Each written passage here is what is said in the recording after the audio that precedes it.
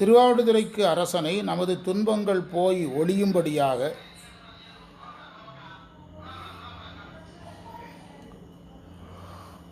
துன்பங்கள் போய் நீங்கும்படியாக மனதிலே நினைத்து கொண்டு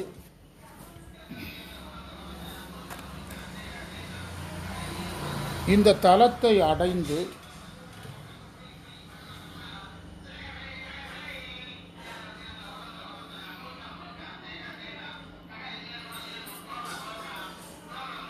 அடைந்தது இறைவன்க.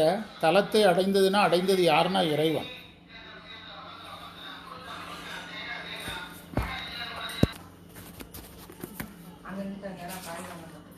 ஒரே மந்திரத்தில் 3 தலம் சொல்றார். இறைவன் கொண்டு திருப்பெருந்துறை அடைந்து பன்னிசை போல பேசுகின்ற உமைபாக உமையோடு உத்தரகோசமங்கையை அடைந்தார்.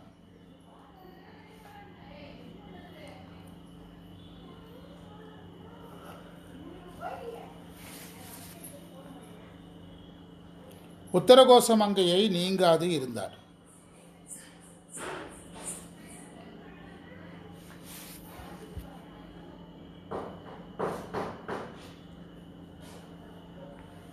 இந்த திருப்பாட்டுக்கு ஒரு தனிச்சிறப்பு இருக்குது.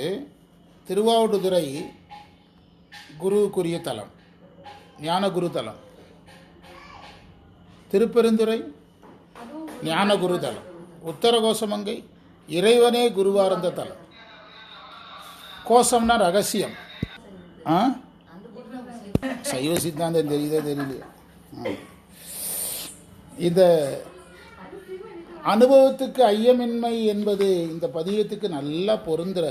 திருவாசகத்தில் இந்த திருப்பாட்டு ஒரு தனிச்சிறப்புடையது.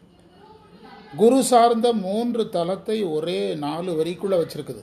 ஒவ்வொரு திருவாசகத்துக்கும் ஒரு ஸ்பெஷல் எடுக்கணும். எவ்வளோ ஆச்சரியமான மந்திரம். பண்டார சாத்திரத்தில்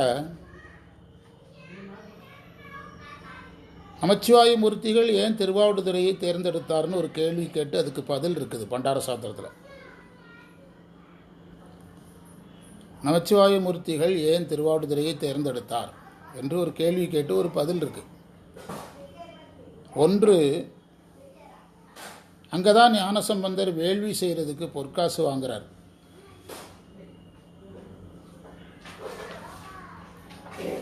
அப்போ கிரியை வந்துடுது. கிரியை வருதுன்னா எது வந்து ஆகணும்? சரியை வந்து. அப்போ சரியை கிரியை வந்தாச்சு. அம்மை அங்கே வந்து எதுவாக இருந்து தவம் செய்த தலம், பசுவாக இருந்தது. அப்போ அம்மை தவம் செய்ததுனால யோகம் வந்தாச்சு. போதாததுக்கு திருமூலரும் அங்கே என்ன பண்ணியிருக்கிறாரு? தவம் பண்ணியிருக்கிறார். அதனால் நமச்சிவாய மூர்த்திகள் என்ன யோசிச்சாராம், இது எதற்கு ஏற்ற தலம்? ஞானத்துக்கு ஏற்ற தலம்னு முடிவு செய்தார்னு ஒரு குறிப்பு பண்டார சாத்திரம் இருக்குது. திருவாவடுதுறை பேலன்ஸ் ஆயிட்டா? திருவாவடுதுறை குருவில் பொருத்தி பார்த்தாச்சு. திருப்பெருந்துறையில் இறைவனே மாணிக்க வாசகருக்கு குருவாக வந்தார்.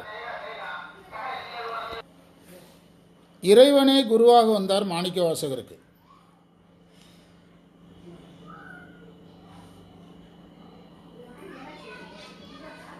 பண்டார சாத்திரத்தில் வேலப்ப தேசிகருடைய குறிப்பு ஒன்று இருக்குது. இந்த பஞ்சாக்கர பஹ்ருடைங்கிற நூலில் ஒரு குறிப்பு இருக்குது.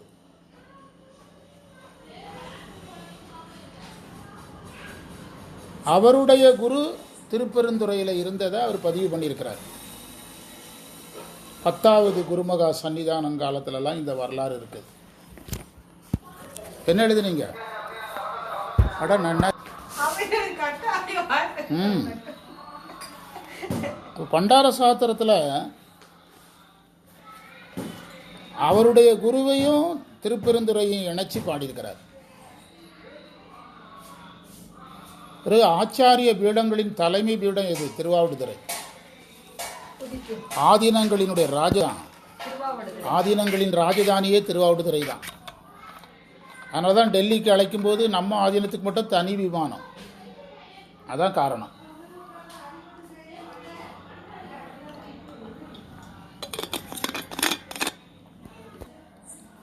அதுக்கு பிறகு உத்தரகோசமங்கை இறைவனே யாரா உட்காந்து ஞானம் போதிச்சது? ஆகமத்தை அம்மைக்கு உபதேசித்த தலம். கோஷம்னா ரகசியம். மங்கைக்கு உபதேசித்ததுனால உத்தரகோச மங்கை. வேத ஆகம ரகசியங்களை உபதேசித்த தலம். இறைவன் மாணிக்க வாசகருக்கு குருவாக வந்த தலம்.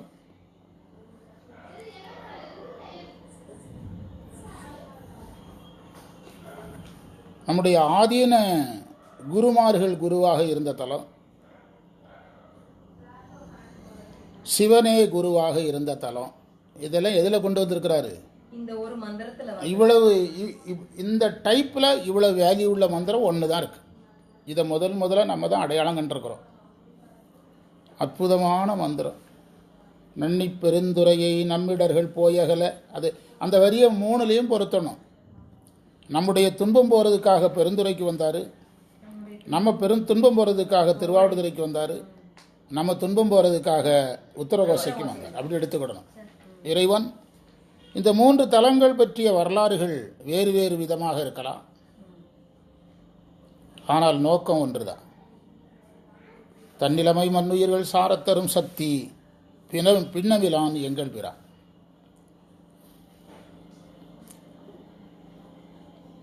தன்னுடைய பிறவாத்தன்மை பேரின்பத்தன்மை உயிர்களுக்கு வரணுங்கிற ஒரு நோக்கத்தை வச்சு வேறு வேறு கோலங்களில் வேறு வேறு திருவிளையாடல்களில் இறைவன் இந்த தலத்துக்கு வர்றார். அதான் அண்ணி நம்மிடர்கள் போயகல கோகடி வந்தான், நம்மிடர் போகல திருப்பெருந்துறை வந்தான், நம்மிடர்கள் போயகல உத்தரகோசை மங்கை வந்தான் என்று எடுக்கணும். இடர்கள் என்பது பிறவியை குறிக்கும். இடர்கள் போவை என்பதற்கு பிறவி போக என்று பொருள் எடுக்கணும். பிறவி என்ன போனால் தான் போகும்? மலங்கள் போனால் தான் போகும். மலங்களில் ஒன்றாக வினையும் போகணும். அது பெருசாக சொன்னால் என்ன போகணும்? மலம் போகணும். மலம் போகணும்னா யாராக வரணும்? அப்படி கணித முறையில் நகர்த்தணும். ஒரு கணித ஃபார்முலா வச்சுருக்கோம். ஏ சமம் பி சி, தட்ஸ் ஃபார் ஏ சமம் சி. அந்த ஃபார்முலாவை நம்ம தான் முதல்ல திருமுறைக்கு கணித ஃபார்முலாவை யூஸ் பண்ணுறோம். அதாவது பிறவி தான் இடர். பிறவி போகணும்னா எனது ஞானம் வரணும். ஞானம் வரணும்னா குரு கொடுக்கணும். குரு வந்து தான் பாசம் நீக்க நிகழணும். அப்படிங்கிறத அதற்காக இவ்வாறு சொன்னார்னு நகர்த்தணும். அதில் ஆன்ம சாதனம் ஒன்று வச்சிருக்கிறாரு. வணங்கி துதிக்கும்படி அப்படின்னு வச்சார். வணங்கி துதிக்க. அதைத்தான் பெரிய புராணம் வாழ்த்தி வணங்குவாம்னு சொல்லுது. சைவ சாதனங்கள் எல்லாம் வாழ்த்துதலையும் வணங்குதலிலையும் அடங்கி போயிடும். வாழ்த்துதலிலும் வணங்குதலிலும் அடங்கி போயிடும். அது சரியை கிரிய யோகம் ஞானம் எதுவாக வேணாலும் இருக்கலாம். இந்த வணக்கம்ங்கிறது பணிவுனால் வர்றது. அது ஞானம் வந்த பிறகு அதிகமாக வரும். வணக்கம்னா பணிவிலிருந்து வர்றது, ஞானம் வந்த பிறகு அதிகமாக வரும். வெண்டைக்காய் வந்து வணக்கின பிறகு என்ன ஆகிருது? ஒடுங்கிறது இல்லை. அதே மாதிரி ஆன்மா என்ன செய்யணும்? ஒடுங்கிறது தான் வணக்கம். நம்ம வணக்கம்னா கையெடுத்து கும்பிடுறதுன்னு நினைக்கும். அப்படி கிடையாது. ஆன்மா வந்து முனைப்பற்று ஒடுங்கணும். தன் செயலற்று தன்முனைப்பற்று ஒடுங்கணும். அதுதான் வணக்கம்.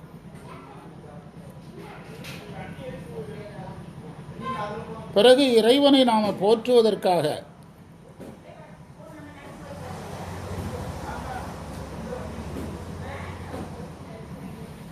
வணக்கமும் போற்றுதலும் நிகழும்போது வினைகள் போயிடும்.